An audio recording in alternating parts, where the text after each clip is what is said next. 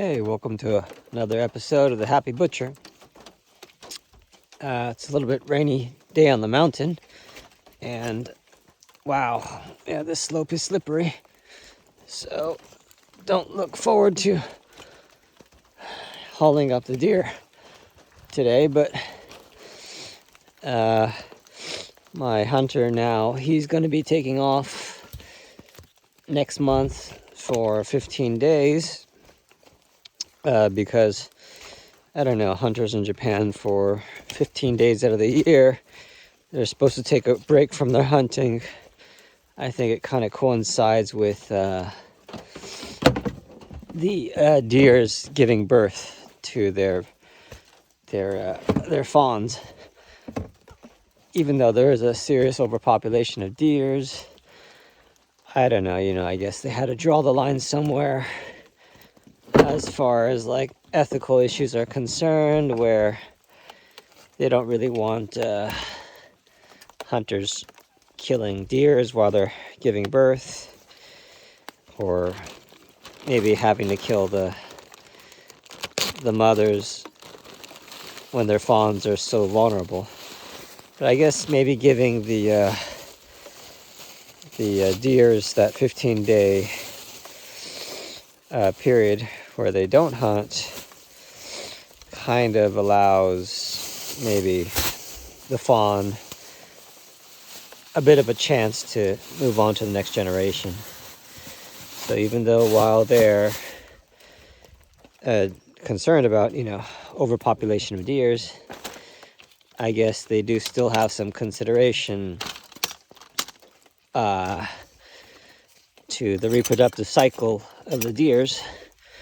So, it's kind of nice that it's not just like some super overkill, but they do have some respect for the animals in some way here in Japan. So it's nice to know that they do draw the line someplace. Anyways, yeah, whenever whenever it rains, my footholds in the hill get washed out, so I kind of have to periodically dig them.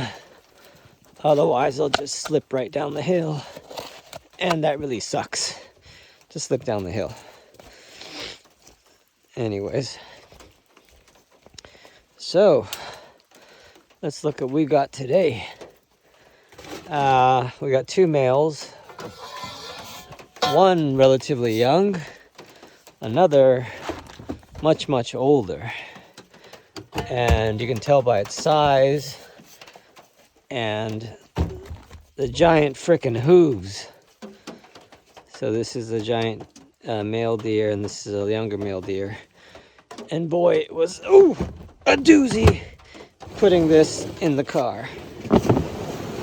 Whoa, and that slides down good. So this is a young male, I say about 50 kilograms or so. Still pretty good size. But boy, oh boy, this other male is huge. Whew. That's a small male. This is a big male. And look at these front hooves. I mean, this looks like a horse. It's huge. The horns shed it off, so I'm sure if it still had the horns, it would be pretty huge. But I'm glad they're males today, because I'm kind of tired of seeing dead fawn babies.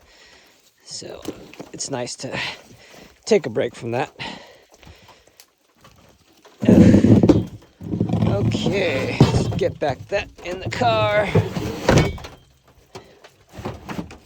And we got a bug inside. Seems to be attracted to the lights. I thought today I'd talk about something smart like before, like usually I do. But I thought today I'd just talk about my day. Just a regular day in my life. So it's Monday, the start of this is heavier than I thought. start of a new week, and had a old student come back, and she's been my student for a while, but she quit, and we do online lessons now. And she's a Jehovah's Witness. I'm not Christian, but I always like hearing other people's ideas about spirituality and stuff like that. And it seems to be a pretty big community of people and a lot of support. Even though I'm not big on religion, it certainly has a lot of good points as far as, community support and communication and education. And, the intention, I think, is most important, which is to communicate to help other people. So I really like that about religion sometimes, even though sometimes it can also take a bad route. But anyways, let's not get into what I think about things, but talk about more what happened. So yeah, we're talking online and, teaching English stuff. Nothing too exciting, really. So, taught English in the morning, and still moving stuff. I finished cleaning up my old house, and we're moving into another house. So, the landlord, a real estate company, was checking the house today. We had to return the keys to the old house for the old house, and they checked the property. And they had some complaints. While cleaning off some of the junk from the yard, I kind of put it in a different place, and they kind of hoped I had cleaned up the junk, even though it really wasn't my junk. But I guess, being Japanese, they expect you to leave the place better than when you got it. So I kind of forgot about that. So I'm gonna have to go back to my old place and clean up some of the junk that was left there. And I'm not looking forward to it. I could complain, but the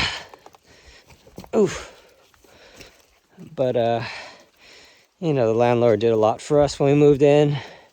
My kids were young. Oof. Oh. This guy's heavy. This guy's very heavy. They paid $10,000 to install a new unit bathroom with a full shower, a really cool and modern unit. So after doing all that, I guess the least I could do is make the place look a little bit nicer than when I first got it. So I think maybe I was the one being kind of inconsiderate.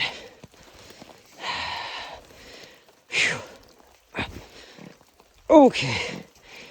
Yeah, we got both these guys up the hill now. I just farted up a storm. Sorry about that. Recently getting older. My facilities don't work as good as they used to. Can't hold my pee as good as anymore. Can't hold my poo as good as I did. And I guess that's why I'm on a keto diet, so I can counteract some of those things. So anyways, the kids are home this week because it's spring vacation. So we painted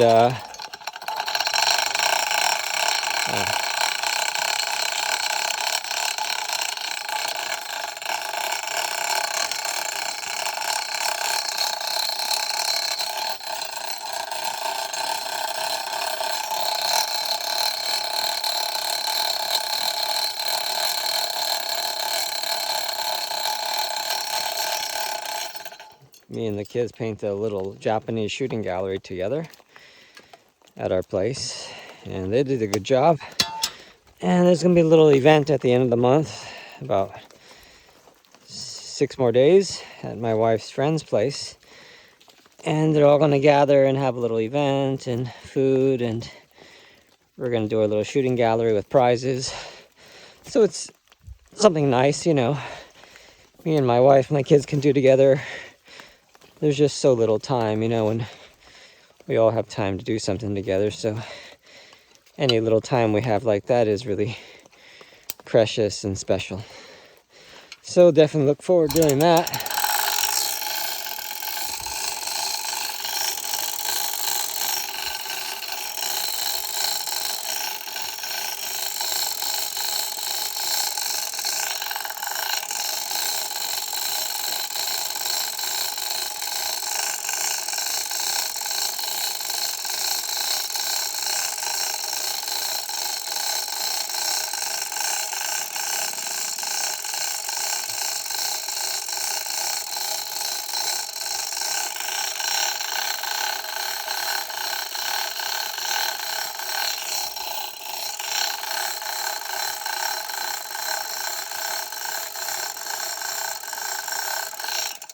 Good God, this guy is huge. It's got to be 2.5 meters high. Oof. All right. Yeah, so my kids are home every day and just chilling and relaxing and, you know, exploring Grandma's house. And it's really great because in the morning and the evening, they all kind of get to sit down together and communicate. And yeah, communication with grandparents, you know, just communication in general. Damn, look at that. Is good, you know? And they love being at the house, which is, you know, together with at the cafe. So, oof, starting to come down. So they like going to the back of the cafe to look at the kitten, and soon we'll have probably another litter of kittens because the mother kitten at the back of the cafe now is pregnant. So hopefully it'll give birth soon. So that'll be nice. Oh man, this head is huge. I'm just gonna chop it off. Okay. This is gonna be a hard one to chop off. Okay.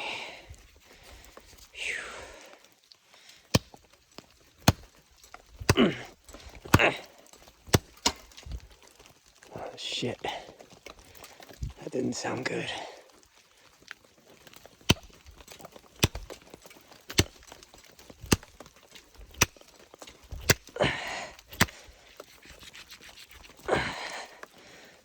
Okay, I think we got through the bone. So just get to the skin. A lot easier than I thought. It's good having sharp knives. So yeah, the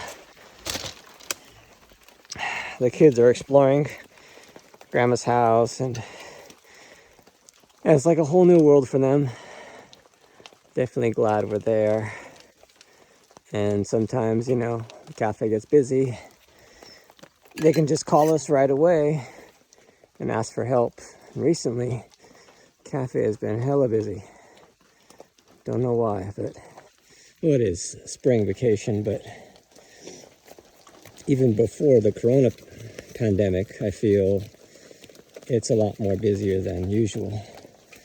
I think generally it's because our prices are cheap and we have, you know, pretty good quality food. So, you know, people remember that and it stands out than most franchises out there where it's expensive and not so great quality and definitely not as cool of a place. So one of the few standing retro cafes in our town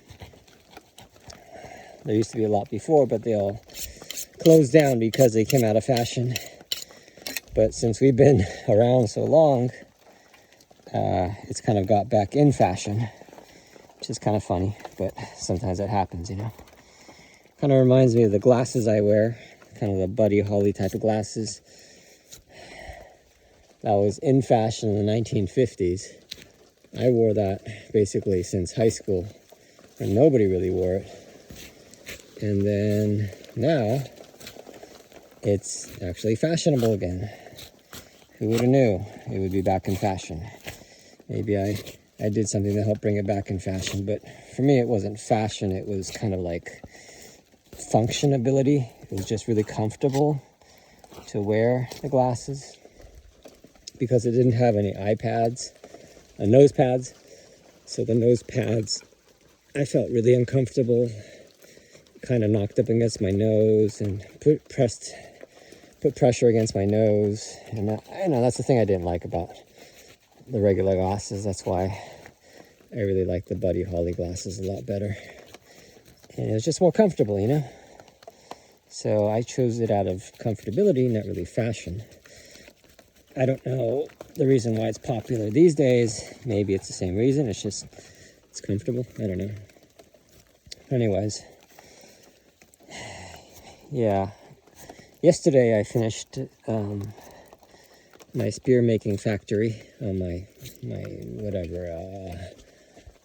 I sell spears and basically spears online through an auctioning website, and yeah, I sell like a couple $100 a month of spears. But because I make so much freaking from grinding iron waste, wherever I do that, it makes a damn mess everywhere I go. So, you know, my old house, I had a whole storage facility to use that, so I didn't care if it got messy because that place is just already a mess. Like a frickin' 150-year-old old school Japanese wheat straw storage. I mean, it's something like you'd see in a three little piggy stories. It's like a super old hay roofed, hay thatched, mud walled old school storage facility. That's how they used to make old Japanese houses. And yeah, I used to do my metalworking in there. A lot of grinding, a lot of cutting.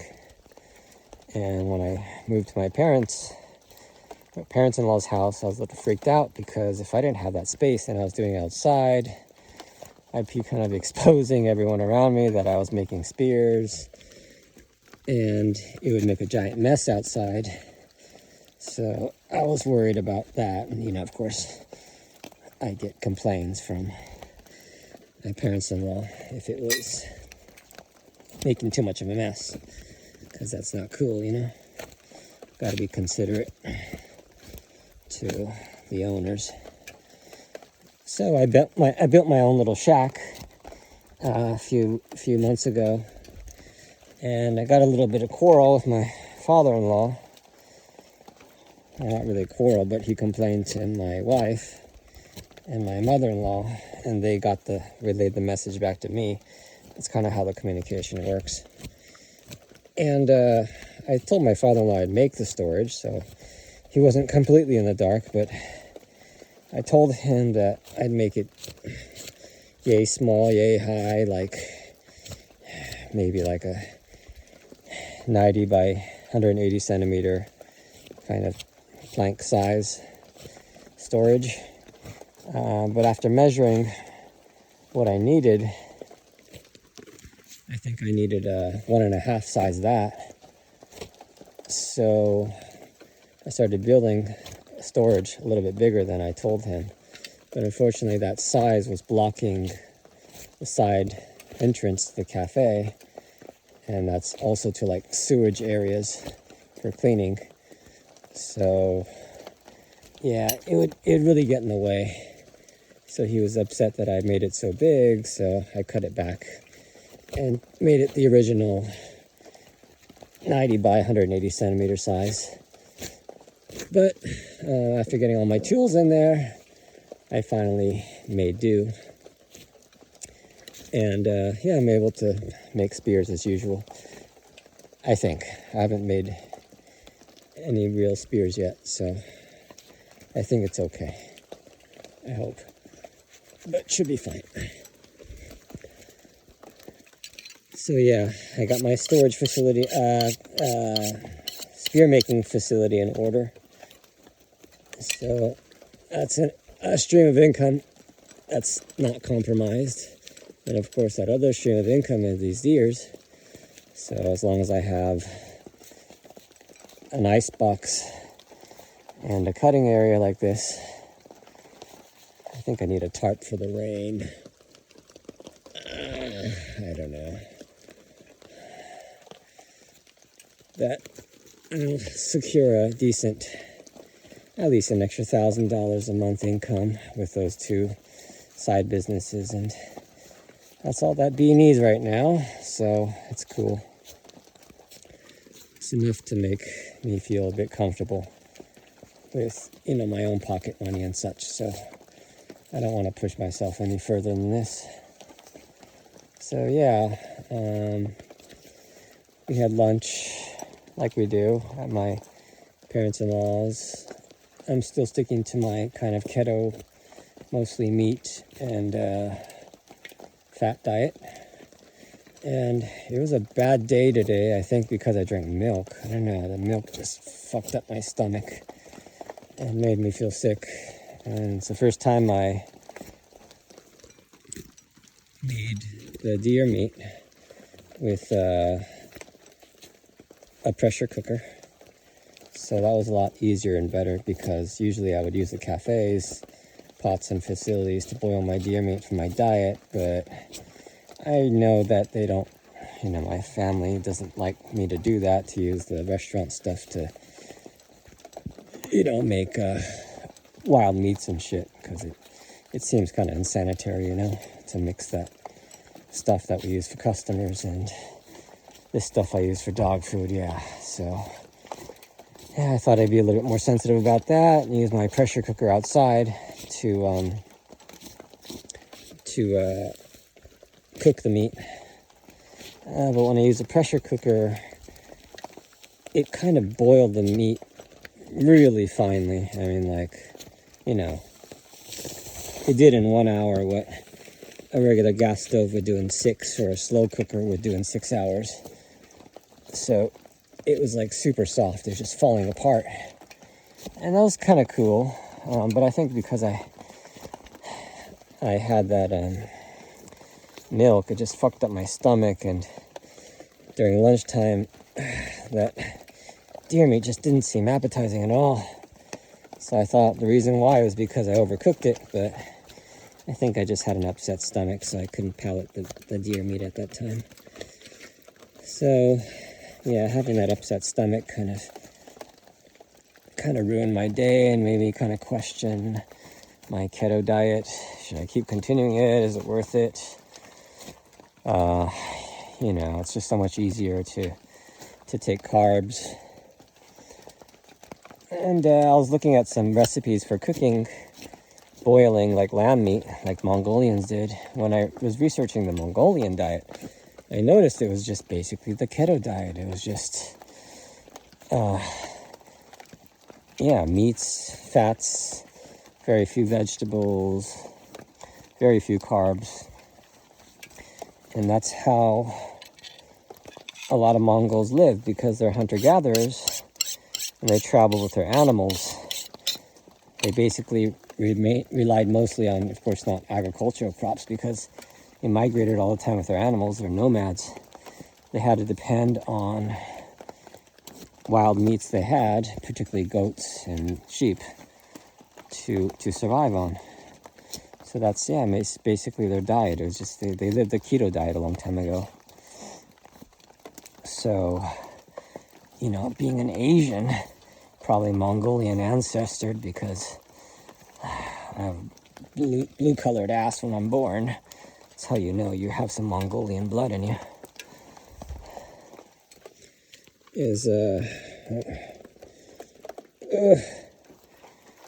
makes me think that doing this keto diet, after all, is just going back to your roots, maybe, you know? Ooh, getting quite a bit of water in here. I'm glad it's not raining that hard.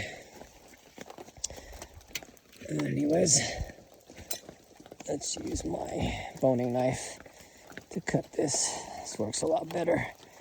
Oh no, it's not cutting.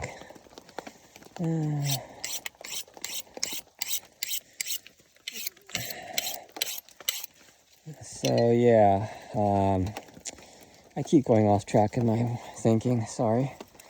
So yeah, back to my keto diet and boiling it in the pressure cooker. I think it's okay. I shouldn't use the cooking utensils at the cafe to cook my own wild meat diet, so I'll stick to the pressure cooker behind the cafe. It's safer. So, yeah, after I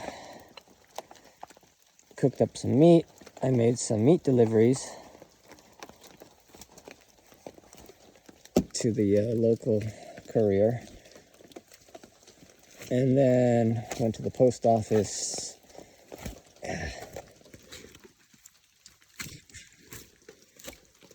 Took out some money, delivered some more things, packages. I delivered,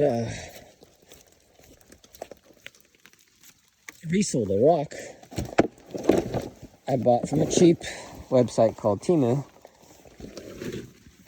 And I thought I'd be able to make a profit from that rock by buying cheap on Temu and then selling a little bit higher on another site, but it seems that everyone has that idea nowadays, so there's too much competition. If there were like any kind of profit margin, somebody probably would have already thought about it and taken it by now. So, you know, there is no easy money out there. If you want to buy and resell, you might be able to do it profitably for like a little while, but then eventually people will be able to catch on and see you're profiting, and then they're going to take advantage of it too, and then you're going to be in competition. Then the prices will eventually go down. So unless you're doing something like this, which not everyone can do, or would want to do, or would find to be too much trouble, then, well, you're going to get outbidded by someone with the same idea. Fortunately, I don't know many people who would go in the middle of the night in the rain to butcher deers and cut up the meat. They would just be freaked out by it. So, their loss, my gain. I think I secretly pride myself on things that other people can't or won't do, but I can do.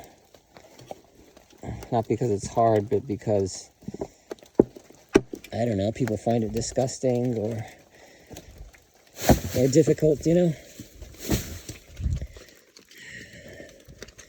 So when I can do something like that, yeah, I feel good. It's not about anything except what you can bear, what you can stand, you know, and no degree can really buy that for you. It's just the temperament of your soul, you know. And being around my wife's family, seeing how freaking hardcore they are, it's rubbed off on me for sure. I went from complete pussy to like much, much stronger. My wife's parents, her family are just some of the strongest people I know. And they're just hardcore. They don't take any days off. They work all the time. And it's not like they're struggling, you know, it's just like natural to them.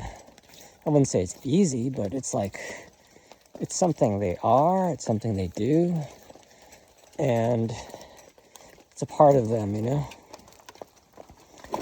They don't complain about nothing.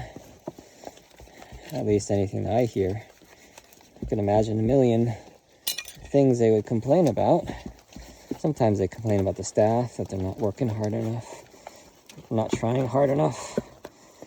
But generally, even if they're sick, they have a fever, man, they're still working. And real dedication and, a fiery spirit. I've really always admired that about them, because you don't always see that nowadays, You don't always see people working so hard, trying so hard. And I think like people who come to the cafe, they see us working like really hard, like more than anyone else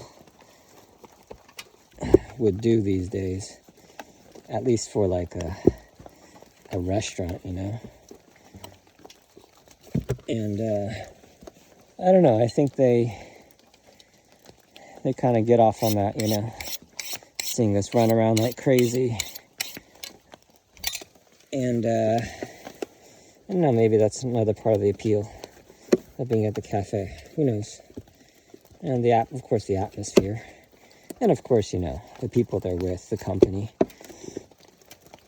So if it was a quiet cafe with no one there, yeah, some people like that, but generally, being in a busy place with a lot of people seems, I don't know, more fun, like you're in the right place, Ooh, these guts will rip easy. Get those out of the way. So, it's a nice place, and it's fucking busy these days. Don't know why, but it's busy. Well, spring break, spring break. Oof. Is this a kidney? I don't know. Not the kidney, not the spleen, the pancreas. I think that could be the pancreas. There's only one. Maybe. Anyways, I don't know. This is another one. Those are definitely kidneys. I don't know why I can't find the pancreas. Anyways. So, yeah, I made a cool ornamental thing today, after work, to try out my workshop a little bit. And I welded some horseshoes together and made it into a kind of a coat hanger, because I don't have any place to like hang my coats and bag heavy stuff, for my room. So I've always wanted to make that. And yeah, I thought my sister-in-law, since she likes horses a lot, she'd appreciate that, and seeing horse good stuff. She likes having horse good stuff too, because she likes riding horses. I sent it to her and she seemed to like it. Thought it was cool. So yeah, it's nice to relate to other people and communicate,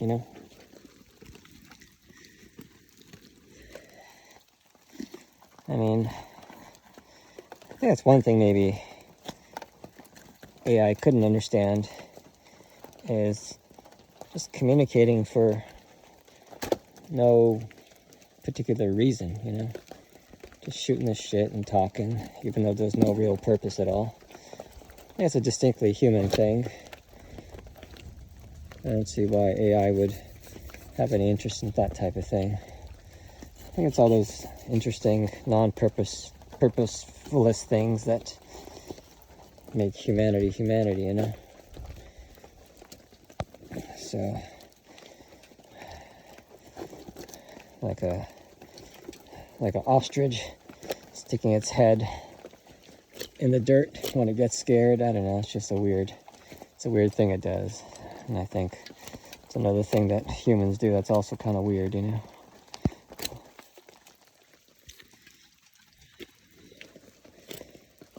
So, yeah, after doing some errands, went to the preschool today. And and taught graduating class, as I do every week, but today was the last lesson, so they were in their regular clothes, and it was kind of a free day at preschool to where if they want to come, they can come. If they don't want to come, they don't have to come. So, yeah, we didn't have a full class, but some kids came, and I had bought a new parachute to play with for the kids, so I just remember having a lot of good memories in preschool and elementary school, using a big parachute in the yard, you know, whirling that up in the air. It seemed kind of magical and cool, and that memory kind of stayed with me like my whole life. So I kind of wanted to bring that memory to the kids that I'm teaching so they can remember what that was like. And maybe when they get older, that'll also be a big part of, you know, maybe some of the nice memories that they had when they were kids. So I bought a bigger parachute because the one I had before was only about 2.5 meters, 3 meters wide. And unfortunately, if you had like 30, 40 kids, it just wasn't enough to like carry all of them. They were kind of struggling to all fit inside the parachute. So yeah, I spent like $30 to just get a bigger one. So yeah, it's way bigger now, and you can easily fit like 30, 40 kids inside. So yeah, those happy thing. Some parents joined today. One parent joined today, and well, one of the head teachers was moving some tables to get at some balls that dropped on the ground.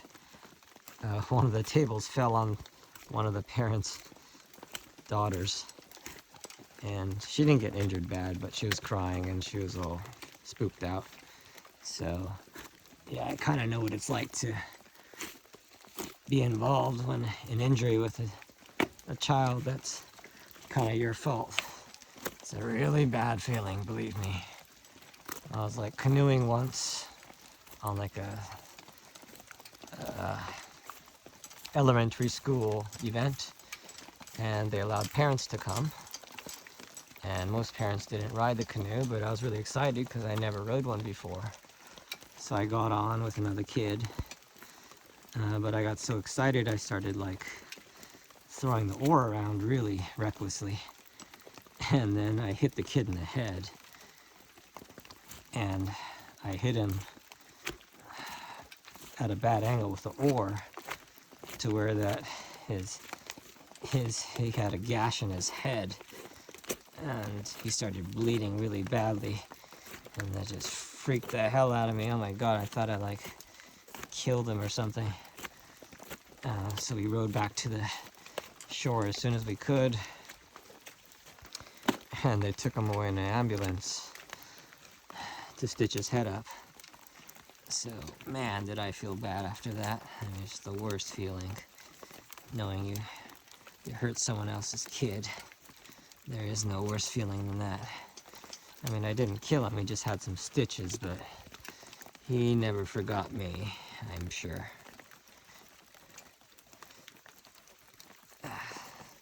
So anyways, yeah, we finished preschool classes, and let me cut this up.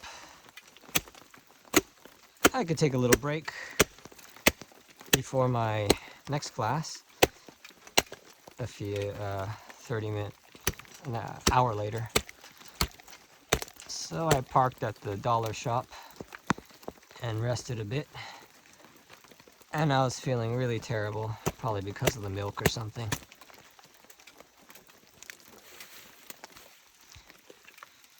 So I took a break in the car, and yeah, I didn't sleep so well because I was feeling so bad. So I got up and bought some tissues at the dollar shop because my car tissues had run out. So yeah, I just picked up some more. And then headed back to teach first graders. And we had a programming lesson that day, which is today, not tomorrow, yesterday.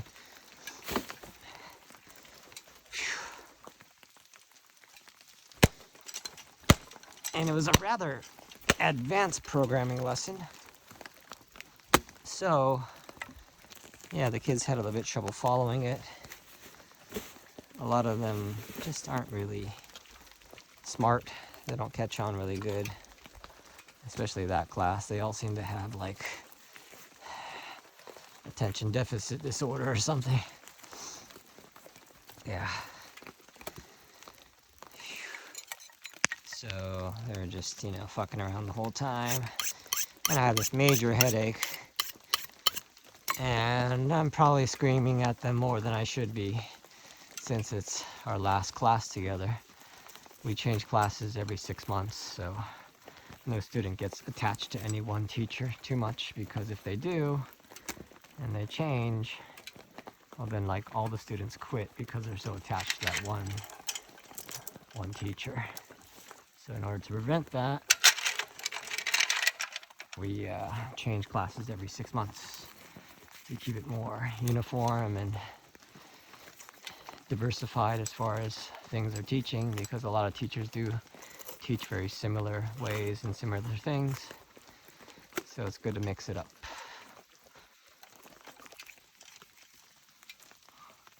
This does not cut good. I should have sharpened my knife. It cuts a little bit better.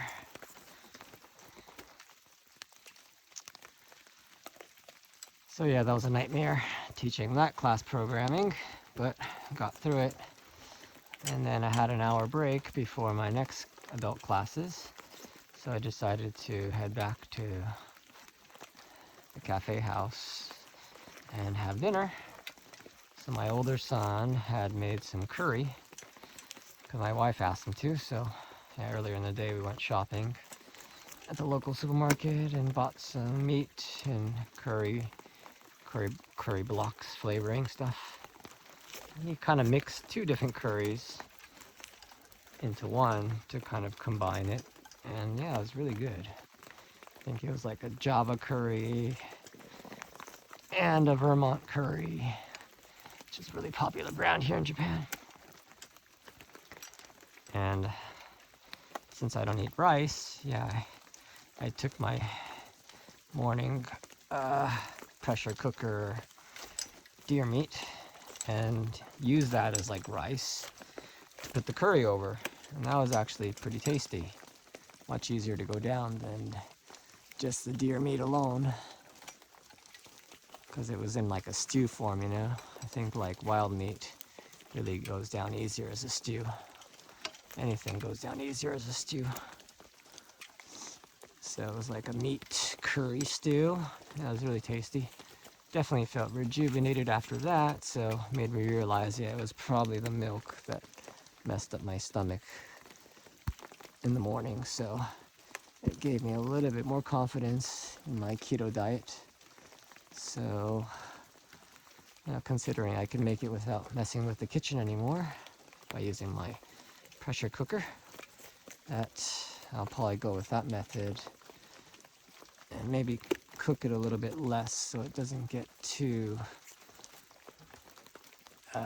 minced up,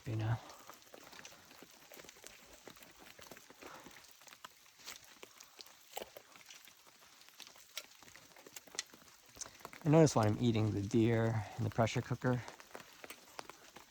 the meat with this layer of tendon and fat is the best. It has some like fatty stuff on it, but when you get to the meat that like has no fat, like this, oh, this has a lot, it's not as good. So at least I know what cuts are a little bit better, and it's usually the ones that are attached to the fat. Boy, oh boy, I can't start farting. I am like a farting machine. So, yeah, one of the adult lessons canceled. So, I only had one class, and that was with an interesting Chinese dude who works at a metal factory for making beams for like buildings and construction and shit. But he's really unhappy with that job. He's almost 40, unmarried, and he seems to want to put his career forward and get his life in order. Seems like a good dude, but I don't know. He stutters a lot and seems to have like a lot of confidence issues. So it's not good. And he had failed an interview for like, he wanted to be a CAD designer.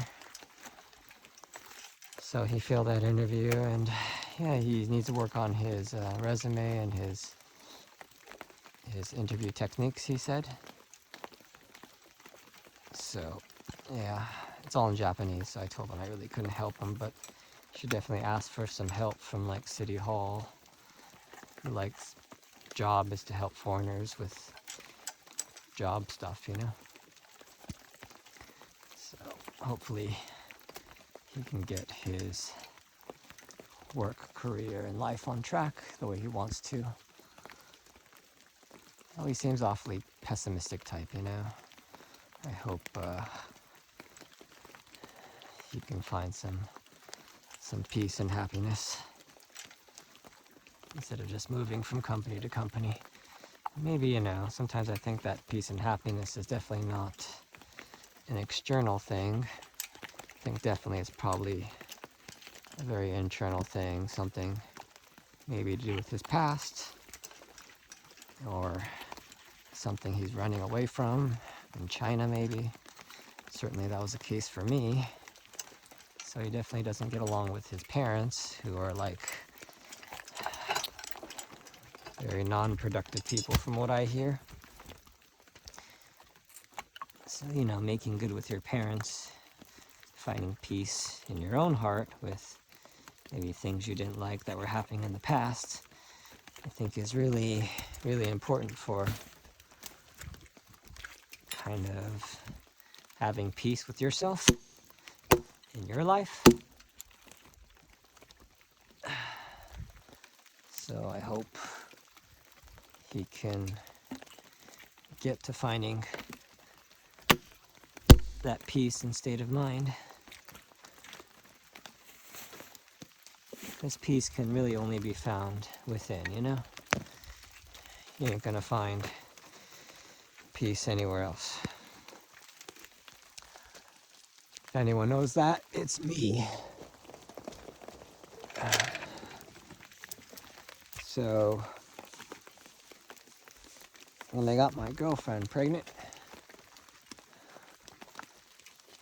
in LA and basically took off, I was running away from myself. And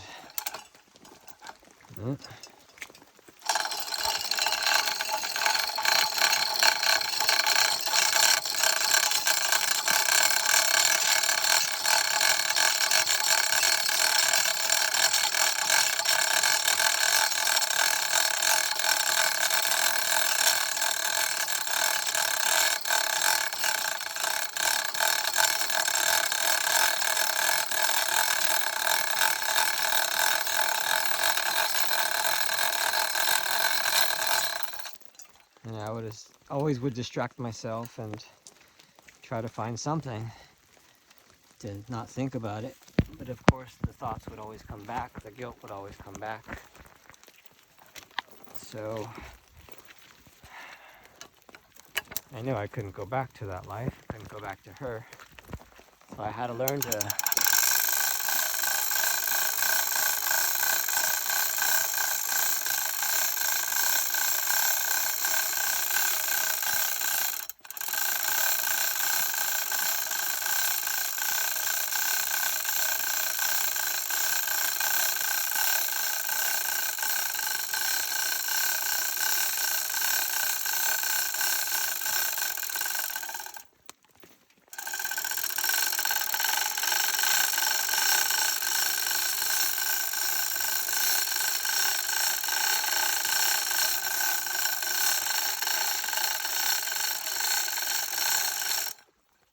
really had to learn to find peace within myself. And that wasn't easy, you know? That was all the while being engaged to my wife. And basically at the time we were getting married, I had to clear up the loose ends with my own life, my ex-girlfriend and my daughter. I hadn't cleaned up those loose ends, and it caused a lot of problems in our relationship, to say the least. But finally, in order for respect for my wife and my ex-girlfriend, I settled things and finally could move on with my own life. So that was a huge step. And yeah, it bothered me a lot for a lot of years, feeling guilty about running away like a coward. But I've accepted that and taken responsibility and taken care of my support, mainly through doing this.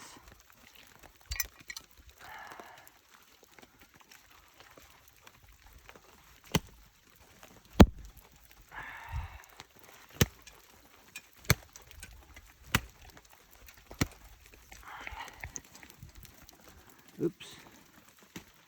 Okay.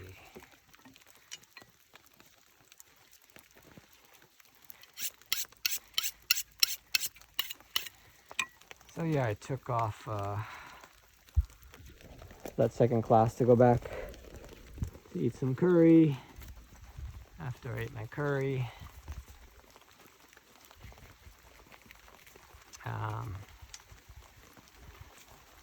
went to go and butcher some, pick up deers about an hour away from my house. So Hunter was waiting for me to come by. And yeah, I was surprised at how big this one was, so it was a nice surprise because the bigger they are, the more meat they got. So that's always nice, and the value of my trip goes up. So I think this meat is probably worth $150. I spent $40 for the deer and $10 for gas. So yeah, it's an overall win. And cutting deer up in the mountains in the rain, well, that's just priceless, isn't it? And I can make a nice video for you guys, to whoever views it, to see what I do in my life. I never thought I'd be doing something like this, but it's kind of cool that I can always surprise myself and push myself and do something that a lot of people can't or won't do. So that always seems to be a big thing in my life. So I'm just happy to be here, and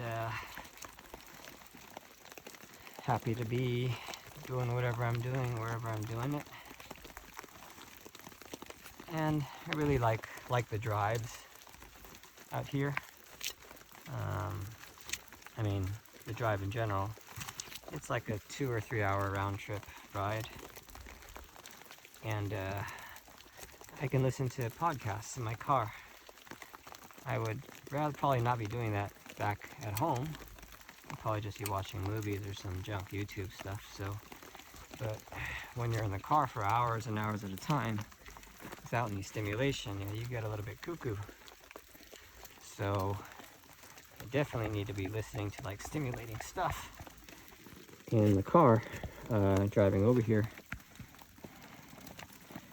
So I'm listening to a lot of podcasts, and the podcast I was listening to today was a guy who's been working on AI for a long time, and he's kind of an expert at a field, and he's saying in 20 years there's going to be a singularity.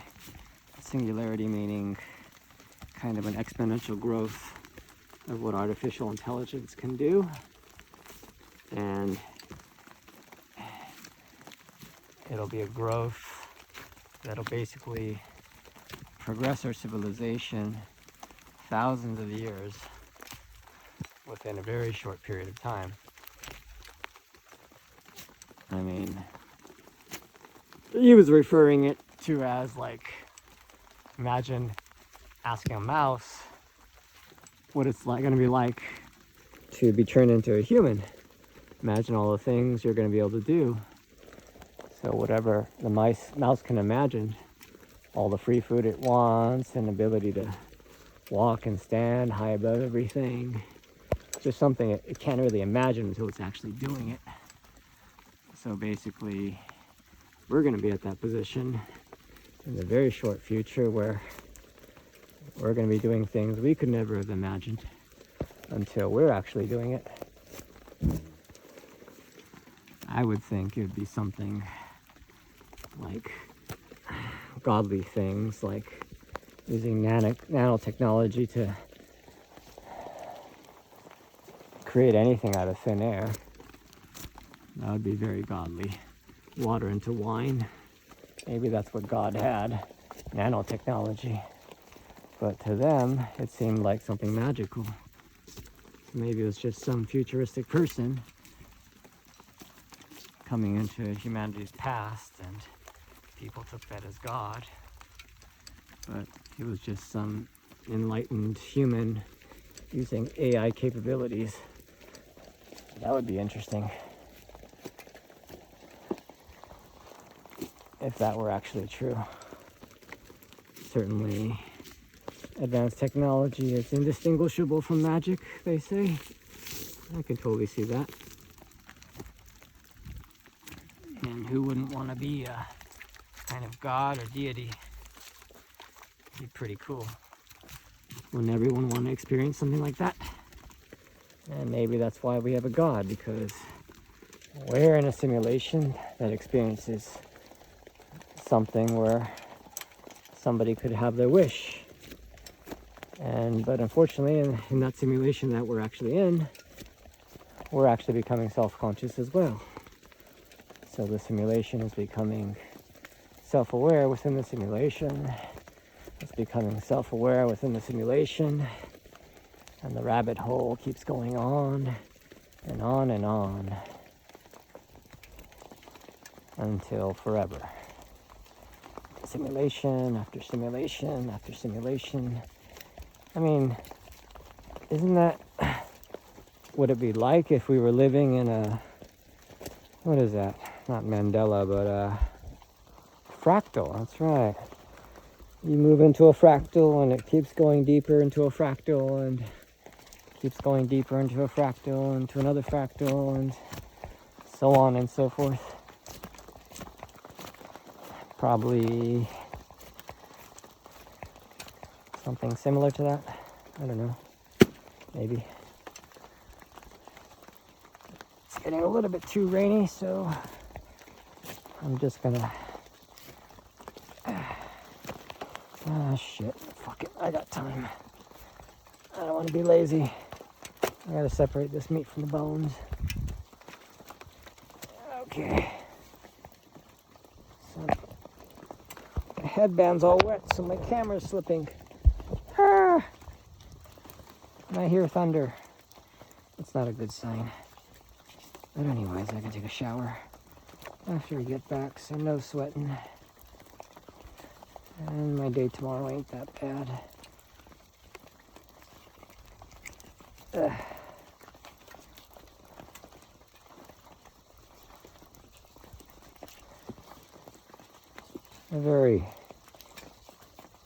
As my kids get older, I notice they need more space to grow, and privacy, and freedom. And it gets kind of sad sometimes, you know? I mean, they don't need you as much anymore, except to feed them, but they can pretty much entertain themselves, and they don't always want to hang out when you hang out, so they're kind of left alone a lot. But you know, it's all part of getting older. fuck is that sound? Anyways. Kids get older, they need more privacy.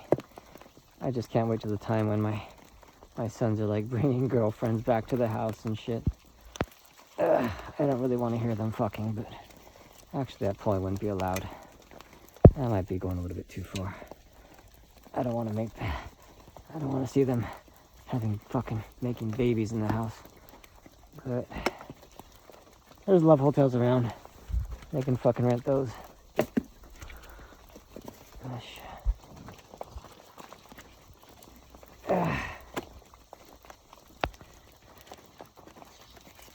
Now, I can imagine my middle son having a girlfriend soon. Inviting guys and chicks to his room, sneaking them in at night and stuff. I mean, I snuck into my wife's room at the same house in the middle of the night and try to be quiet while messing around, you know. Everyone does that, I guess. So, it's just a normal thing as long as there's no early teenage pregnancies and shit. But hell, even if there is, it's, you know, live and learn kind of stuff. Wouldn't mind being an early grandfather. I have a feeling I'll be a grandfather early. Don't know why. Maybe for my daughter in Guam or my middle son. I'm only 40, but I already want to see grandkids, which is funny. I think it's natural, considering 100 years ago, people pretty much died at 40. So, maybe I'm just living a normal life, but culturally, things tell you differently and how you should be. But naturally, as far as the way I feel, yeah, being a grandfather at like 40 is not unnatural at all. It's a nice thing, you know. Kidneys.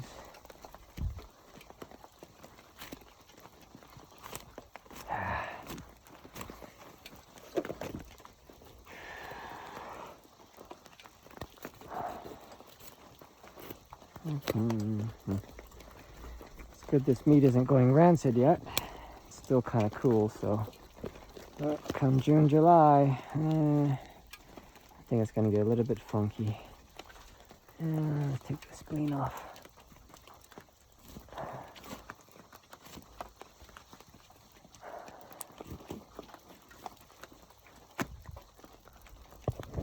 And the liver.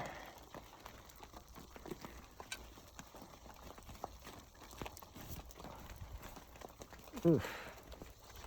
So gutsy. So gutsy. Oof. There we go.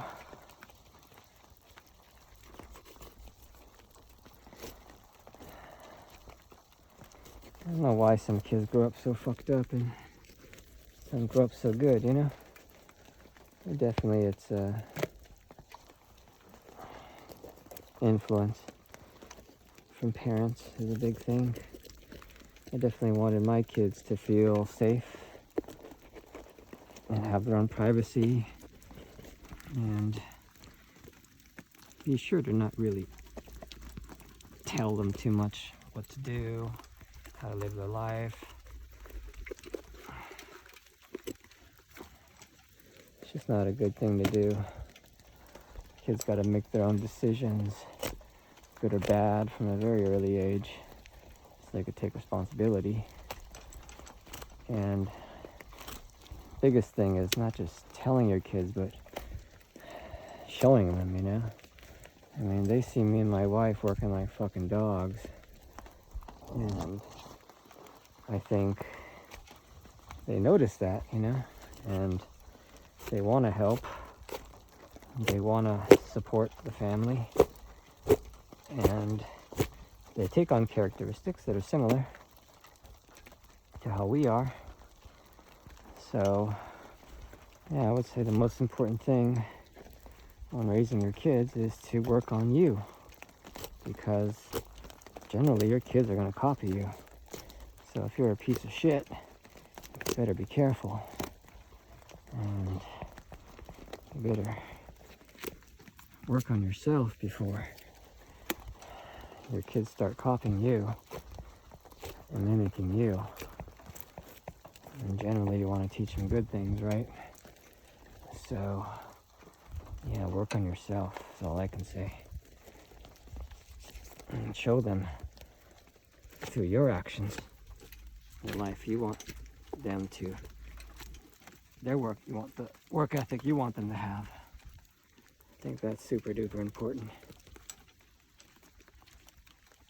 My father had a super hard work ethic, and I think I take after that a lot. Work really hard to support the family, and I think I didn't really appreciate that enough from my dad, but he did take care of us well.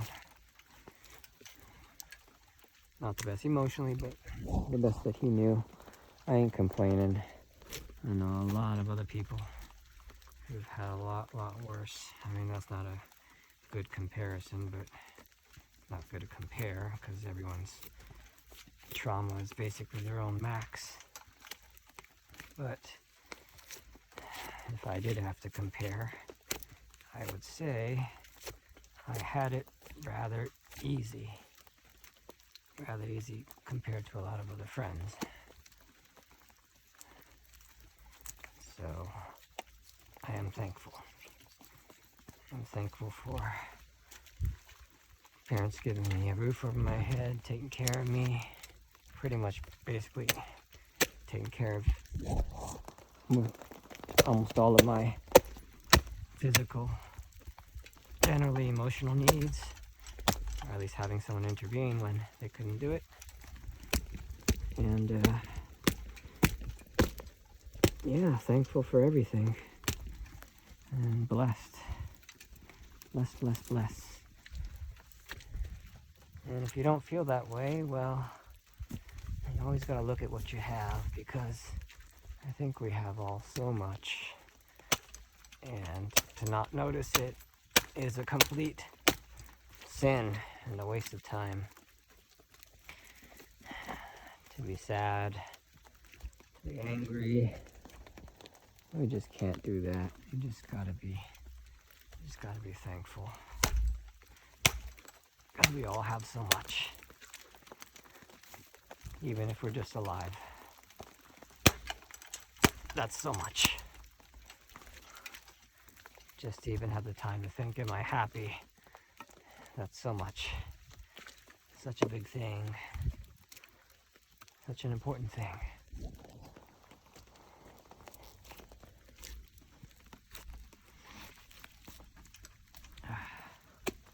This year is just flying by like no tomorrow. Seems like this year's gonna be up too. So I'd heard an interesting thing on the podcast today. Guy said we're reaching the escape velocity of human life. Meaning, right now in this day and age, for every year we live, we add on 4 months of a life. But in the near future, for every year we live, we're going to be adding a year more to our lives. So, essentially, humans could be kind of immortal in a way and live on forever, I guess, if they wanted to. And our bodies won't have the physical limitations as they would. Of course, when AI and humanity merge, I think biological forms won't really matter as much, and we'll all be immortal anyways. But I think the guy thinks we'll be able to achieve physical immortality regardless. And I think all of humanity up to now has been survival, all of our systems are kind of revolved around that. And to just suddenly drop all of that, drop the whole entire length of human evolution because AI is loudest, it's just not going to be easy. It's like having a heroin addict trying to kick the habit, but you know that's not going to go too easy. But eventually it's got to go, and suddenly we'll be immortal, and suddenly we might have the capabilities like a god. Can we handle it? Living however we want, wherever we want. We could be God, having everything we want. That sounds like a nightmare, actually. I think it'll get to the point where we'll get so depressed from having everything we want that we'll put ourselves in a struggle on purpose and try to forget everything. Oof.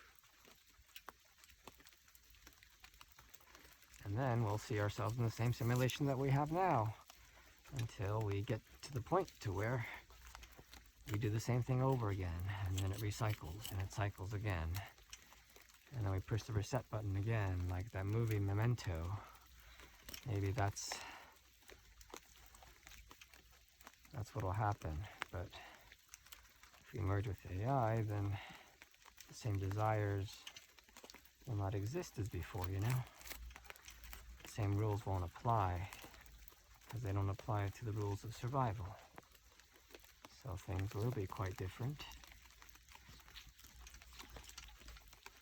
And humanity will go beyond its survival, beyond the zombie apocalypse thinking. Maybe that's why movies are so popular now. They just become,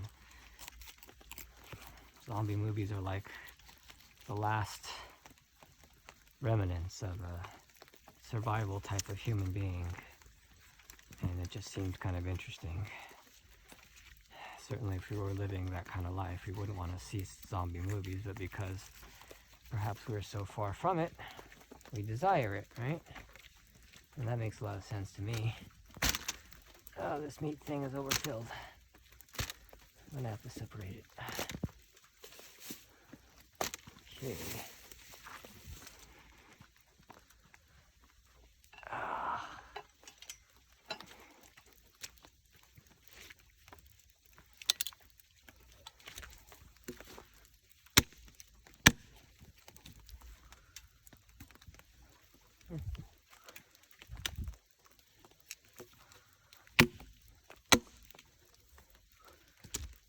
All right, time to dump these intestines and shit.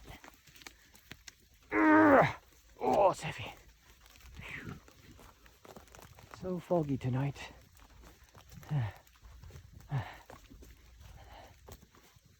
Fuck, there's just shit everywhere. Oh.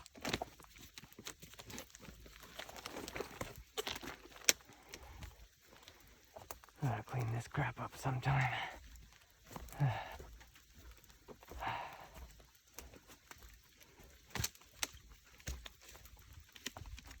think I cut 12 deers this month. Not my record, but I think my record's maybe 15 or 16.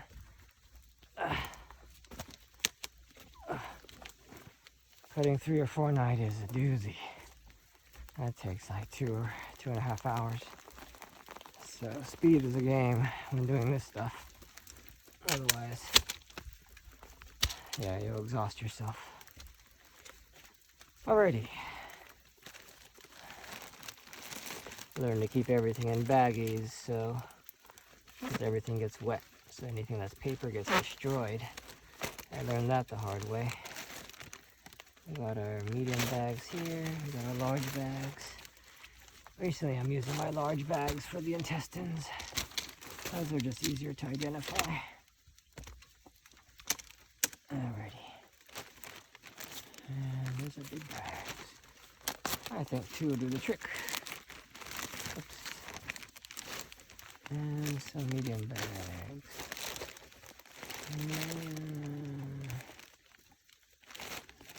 Thank you, it. Okay. First, let's find our spleens. Mr. Spleen. And another spleen. Kidneys. Fuck. Kidney. And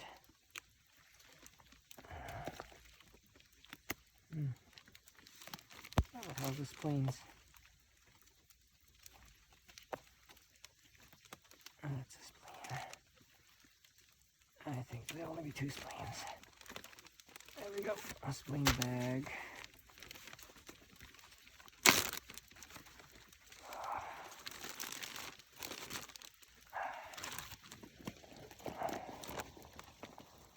I think I've come to a point in my life where I've accepted things for how they are. I'm not fighting things anymore. Not like my Chinese student today. I guess I'm satisfied, you know, how things are. No reason to complain. No reason to be upset. Only to be thankful and happy for everything I've had. And just in the nick of time. Do I deserve such happiness? I don't know, but it's how it is. So I'll take it. Okay, that won't fit.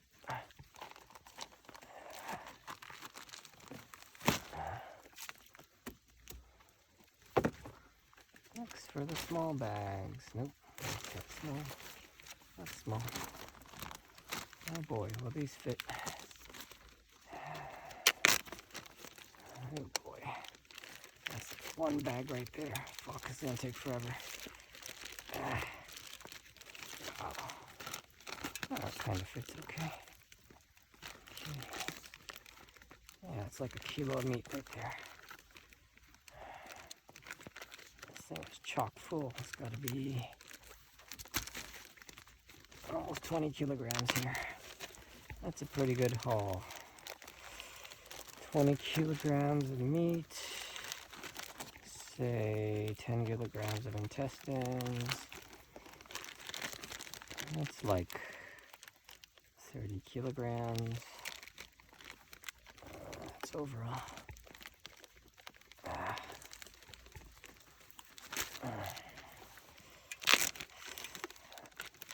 That's about $150 haul, I guess. If I sell it at 600 yen a gram, a kilo. Oh boy. All these small bags are not convenient. But whatever. They'll be easier to pack when I'm shipping.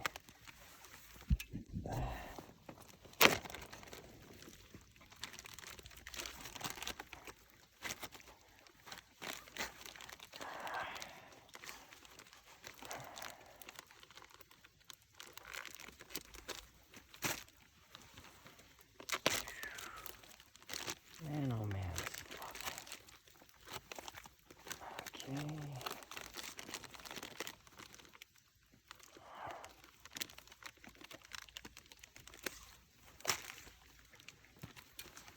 Tiny bags are gonna run out real quick. Oh man. Oof. Fuck it. I think it's a bigger bag. It's taking too long. It'll take forever.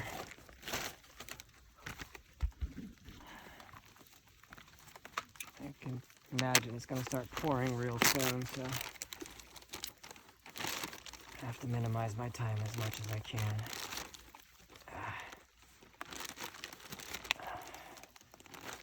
Ooh, flies are coming. Nasty.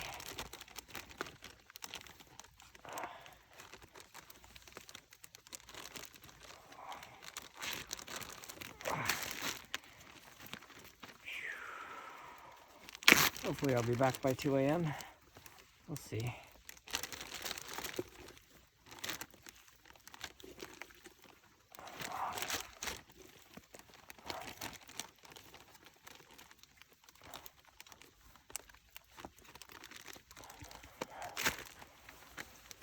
Sometimes I wonder, these YouTube videos and such, why is it so interesting and satisfying to see other people work?